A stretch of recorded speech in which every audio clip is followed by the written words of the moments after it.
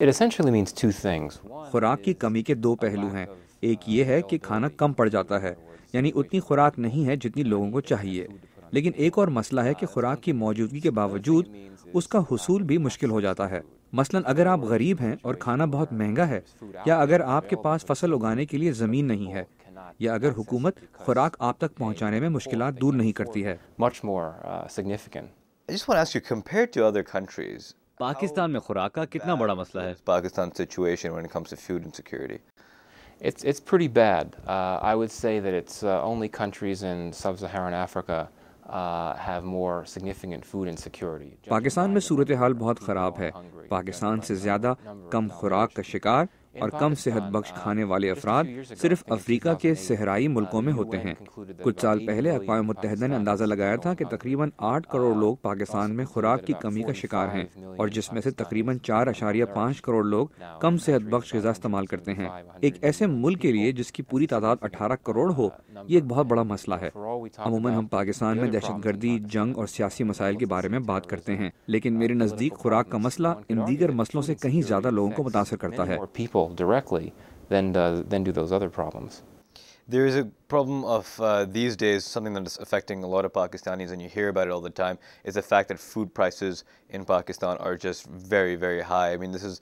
ان دنوں پاکستان میں خوراک کی قیمتیں بہت زیادہ بڑھ گئی ہیں، جس کے بارے میں عوام میں بہت ناراضگی پائی جاتی ہے. کیا یہ خوراک کی کمی کا ایک پہلو ہے، اور کیا یہ مسئلہ مستقبل میں بھی رہے گا؟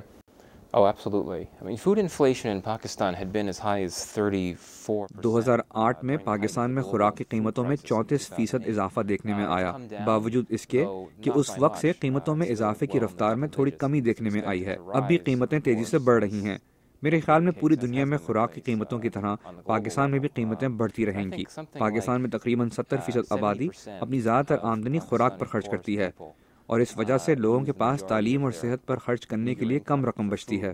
In Pakistan specifically, آپ نے دنیا میں خوراک کی کمی کی وجوہات کے بارے میں بات کی. پاکستان میں کیا بنیادی وجوہات ہیں؟ like a pretty large problem. Right. I think they're similar to those in the global context, and the fact that there's been a lot of weather events, drought. موسمی تبدیلیوں کے کئی اثرات ہیں. پاکستان کئی سالوں سے خوش سالی کا شکار رہا ہے، اور پچھلے سال کے سیلاب نے بہت سی فصلوں کو تباہ کر دیا.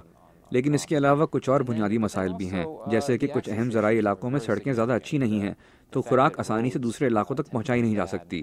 اس کے علاوہ خوراک ذخیرے کے مراکز بھی کم ہیں، تو اگر فصل اچھی بھی ہوتی ہے عموماً ضائع ہو جاتی ہے.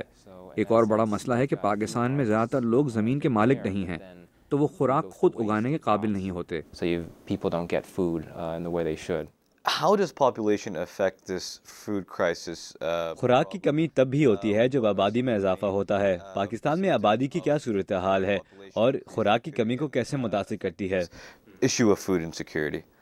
Well, I mean, food demand, growing food demand is, of course, one of the main drivers of higher prices. ظاہر ہے خوراک کی مانگ اس کی قیمت میں اضافے کا باعث بنتی ہے. پاکستان میں آبادی سالانہ تقریباً 2% بڑھ رہی ہے، اور اقوام متحدہ کے جائزہ کے مطابق سن 2050 تک پاکستان کی آبادی 28 کروڑ تک پہنچ جائے گی، اور دنیا میں سب سے بڑی آبادیوں میں سے ہوگی. اس کے علاوہ پاکستان میں نوجوانوں کی آبادی بہت زیادہ ہے، جن کی خوراک کی ضروریات اگلے کئی سالوں میں کم نہیں ہوں گی. اس کی وجہ سے پاکستان میں خوراک کی کمی اور بھی شدید ہو سکتی ہے. Talk about the solutions. ان مسئلوں کا کیا حل ہو سکتا ہے؟ Another thing I would argue is to try to ایک تو یہ ہے کہ سرکاری اداروں کی کارکردگی کو بہتر کیا جائے تاکہ لوگوں تک خوراک زیادہ آسانی سے پہنچائی جا سکے. زرعی اصلاحات کی ضرورت ہے. ایک اور بنیادی چیز ہے کہ پاکستان میں گندم کے بجائے کسی اور فصل کو اگایا جا سکتا ہے جو کم پانی کھینچتی ہے. ایک آسان چیز ہو سکتی ہے کہ لوگوں کو کھانے کی فراہمی اور فصلوں کے بارے میں معلومات فراہم کی جائیں تاکہ کم از کم ہم جیسے ریسرچرز تحقیق کر کے بہتر سفارشات دے سکیں. Props like that could be one option. Great. Michael Koogman, thank you so much for your time. Really appreciate it.